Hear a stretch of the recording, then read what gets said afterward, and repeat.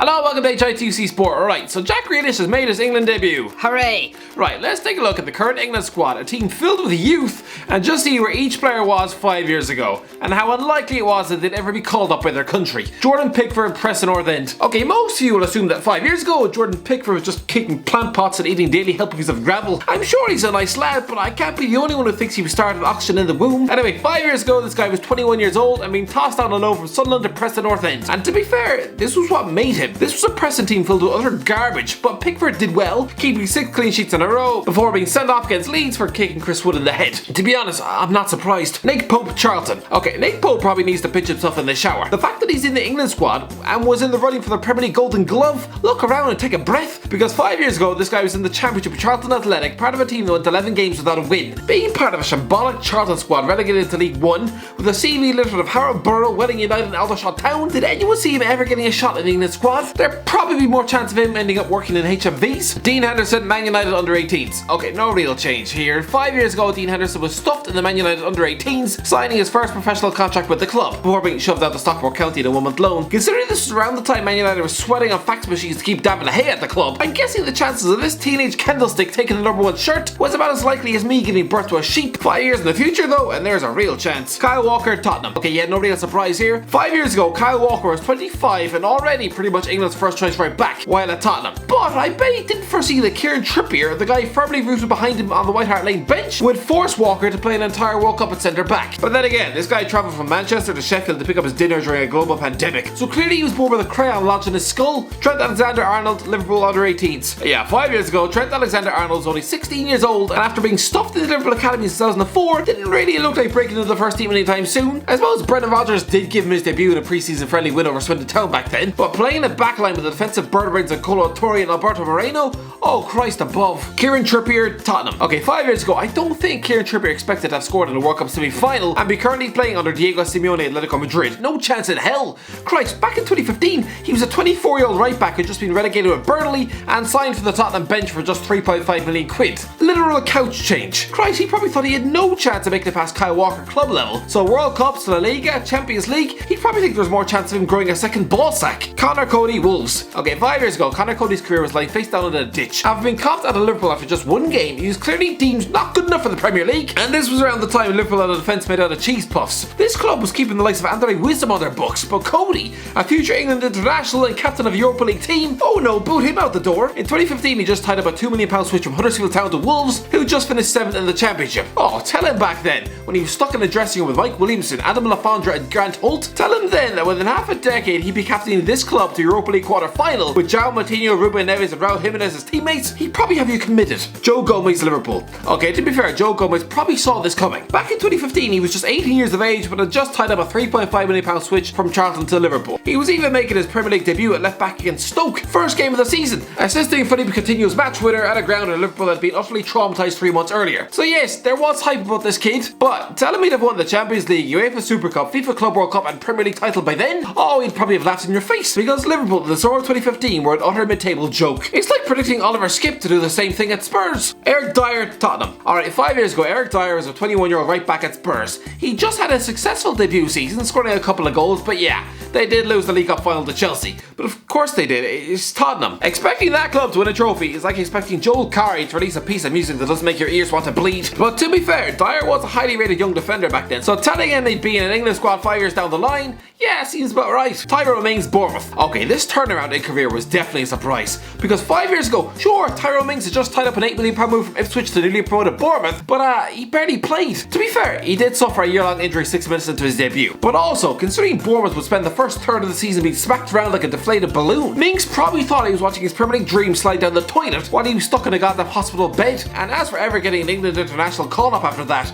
no chance in hell. But no, it's all worked out for him in the end. Michael Keane, Burnley. Similarly, Michael Keane had probably thought he'd blown his career back in 2015. He was a Man United reject who'd been given a Premier League second chance at Burnley, and then 4 months after his arrival at Turf Moor, they were relegated. So that was it. He probably thought he was destined for a life of Championship football, under a style of football that wouldn't look out of place in the era of the Flintstones. So did anyone predict this guy would would command a fee of 30 million quid and end up working under someone like Conor Ancelotti, you know, the guy who's coached some of the greatest defenders to ever breathe air. And for Keane to be a regular England international, this guy was chucked out of Old Trafford in 2015, and now he's keeping both Phil Jones and Chris Smalling out of the England squad. So who's had the last laugh? Declan Rice, West Ham under 23s. Yeah, you all want to know where Declan Rice was 5 years ago? Good old Declan. He was 16 and impressing in the West Ham under 23 team. But crucially, he was an Ireland under 19 international. And it gets even worse. Within 3 years he'd be playing for the senior team and kissing the goddamn badge. Listen, I get it. He probably thought being shoved in the reserve for a club like West Ham, having been tossed out of Chelsea like an empty dog food tin, his self-belief was probably drowning in the sewer. He probably thought that was it. If the goddamn West Ham captain went 15 years of his life without a call-up,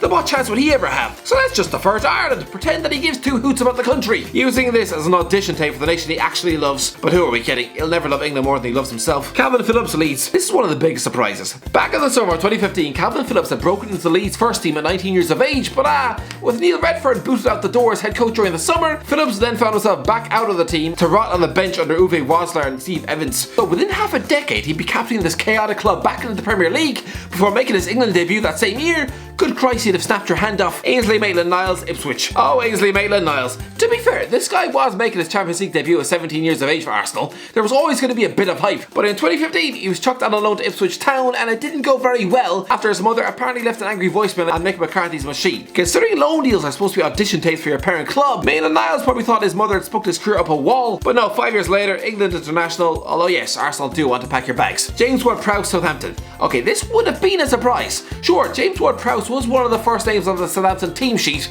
even at 20 years of age back in 2015. But how many solid Premier League mid-table midfielders have we seen not given a sniff of an England call-up? Kevin Nolan, anyone? That fellow scoring hat-tricks in tiny red derbies, and I'm pretty sure Fabio Capello didn't have a clue who he was. Mason Mount, Chelsea under 18s. Okay, the last 5 years could not have gone any more perfectly for Mason Mount. Back in 2015, he was a 16-year-old stuck in Chelsea under 18s. It was also the summer Kevin De Bruyne returned to England for 50 million quid. If Mount had any iota of common sense about him, his heart would have sank through the floor. If this utter Belgian genius couldn't make it into Chelsea's midfield, then what chance did he have? All this underage football would have just felt like a waste of time, because most Chelsea youth teamers, even the good ones, usually spend their careers being passed around on about 6 consecutive loan spells. Either that or they're just left in the basement behind the fridge. Christ above, Marco van Ginkel was bought in 2013 and he's still there. That's like a 7-year prison sentence for his career. Tell Mount that he'd actually make it into Chelsea's first team, reach an FA Cup final in his first season, be scoring for England, when highly rated players like Josh McCaker had their potential squeezed off their eyeballs before being dumped in the championship scrap heap. Christ, and this is almost a miracle for Mason Mount. Jack Grealish, Aston Villa. Okay, we all know what Jack Grealish was 5 years ago.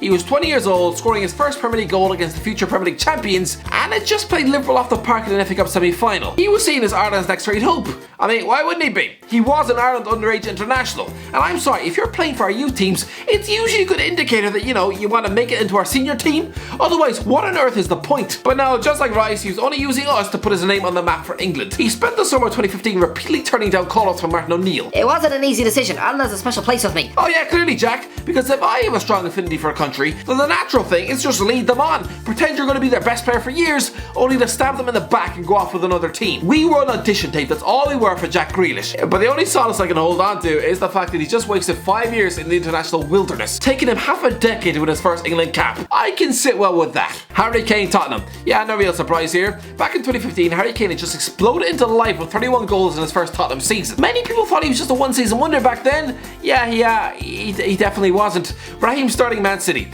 Again, this was no surprise. If Raheem Sterling wasn't a regular England international at 25 years of age, it would be an utter embarrassment and complete failure. Back in 2015, he was a 20-year-old forward swapping Liverpool for Man City in a £50 million deal. Considering that club of all the resources on the planet and would soon be hiring a manager who has a very particular idea of what footballer he wants, then the fact that Sterling is one of the first names on the City team sheet now, oh, well done. Because most people would have assumed that he had just been dumped on Arsenal's porch by now. Jadon Sancho, Man City Academy. Yeah, 5 years ago, Jadon Sancho was 15 and had just quit Watford for Man City for £66,000. Christ, in 2020 that wouldn't be enough to afford his toilet paper. Okay, Sancho's a highly rated, skillful youngster, but I'm guessing 99% of you had never heard his name in 2015. Tammy Abraham, Chelsea under 18s.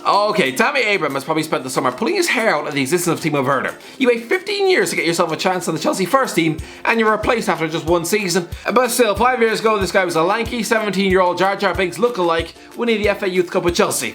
Again, considering the Chelsea youth teams are littered with players who never made it, he should be pleased with how things have turned out. Danny Ings to Liverpool. Okay, back in 2015, Danny Ings was a talent. He just scored an impressive 11 Premier League goals for Burnley before tying up an £8 million switch to Liverpool. But did anyone seriously see him make an England squad 5 years down the line? If you were told back in 2015 that within half a decade, he and Jamie Vardy would be battling it out for golden boots, you'd assume the person who told you that had just swallowed a bag of glue. Anyway, that's it for the last. Let me know in the comments below if you enjoyed the video. Don't forget to like, share, and subscribe. And as always, I'll talk to you in a while.